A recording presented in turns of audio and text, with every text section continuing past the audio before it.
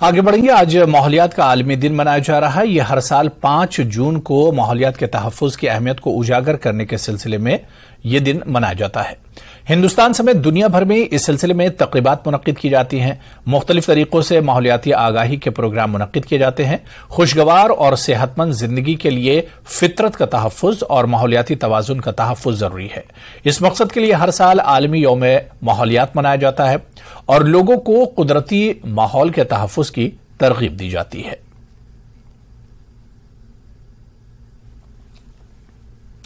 तो आलमी यौम माहौलियात के मौके पर स्कॉट्स के शालीमार कैंपस में प्रोग्राम का इनेकाद किया गया। इसका मकसद कुदरती वसाइल के तहफ़्फ़ुज़ में सफाई की अहमियत के बारे में शऊर उजागर करना है। आज वर्ल्ड एनवायरनमेंट डे मनाया जा रहा है और वहीं सुकास यूनिवर्सिटी निशाद में भी जो है ये डे मनाया जा रहा है। बड़ा फंक्शन यहाँ पे रखा गया है। कुछ स्टूडेंट हमारे साथ हैं, इनसे जानने की कोशिश करेंगे कि इस दिन को वो कैसे देखते हैं और एनवायरनमेंट की क्या अहमियत है और किस तरह हम अपने एनवायरनमेंट को प्रिजर्व कर सकते हैं। जी हाँ, जो कि आपको पता है ये world environment day world widely मनाया जा रहा है। जो इस ईयर का थीम है वो है बीट द प्लास्टिक। तो इसमें जो प्लास्टिक पोल्यूशन है जो वर्ल्ड की बहुत बड़ी प्रॉब्लम है वो इस साल का थीम रखा गया है और हम भी इसी तनासुर में ये दिन यहाँ मना रहे हैं। तो इसका हमारा मेन मकसद है जो प्लास्टिक है, जो अबाउट 43,000 टन्स जो हमारा जो प्लास्टिक वेस्ट है जो हमें यूज यहाँ हो रहा है, तो वो बाद में कहाँ जा रहा है। तो वो अल्टीमेटली उसका जो सोल्यूशन है वो जस्ट 19% जो उसका जो है वो सोल्यूशन वो रिसाइकल होता है। तो बाकी जो है वो हमारे इर्द गिर्द माहौल में ही रहता है, चाहे वो वाटर बॉडीज में रहता है, चाहे वो सॉइल में रहता है, चाहे वो जला के एयर में रहता है। तो हमारा जो उसका जो लास्टली जो उसका जो बहुत बड़ा एनवायरमेंट इम्पैक्ट है वो है in the form of micro plastic. वो रहता है सॉइल में भी रहता है, वाटर बॉडीज में। We are doing our research on the presence of micro plastics in the water bodies, especially Dal lake, Wular lake and जो भी यहाँ के लेक है वहाँ हम ये देख रहे हैं।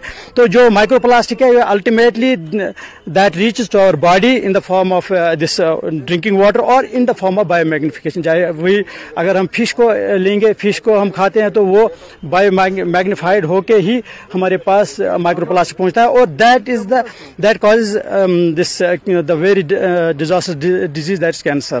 तो हम इसीलिए ये दिन मनाते हैं कि हम प्लास्टिक को कम से कम रिड्यूस करो और जो इसके मैनेजमेंट ऑप्शंस है वो उनको बतलाएं। कितना इम्पोर्टेंट है एनवायरनमेंट की अवेयरनेस आज की नई पीढ़ी जो न्यू जनरेशन जो स्टूडेंट है, कितना इम्पोर्टेंस है इस अवेयरनेस का?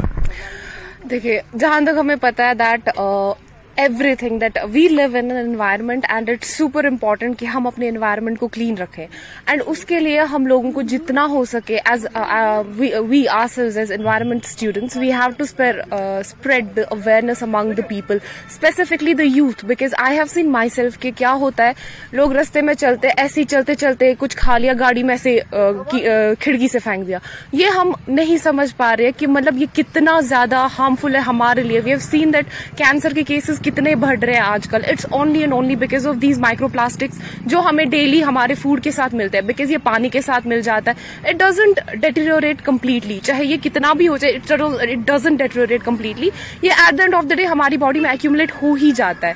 तो इस वजह से हमें बहुत समझना चाहिए that what we should do to keep our environment safe, अपने लिए, अपनी फैमिली के लिए, for the health of others as well, for the sake of others, because charity begins at home. जितना हम कम करेंगे इसका यूज प्लास्टिक का, चलो ठीक है हम यूज करेंगे बट इसको प्रॉपरली हम डिस्पोज करेंगे।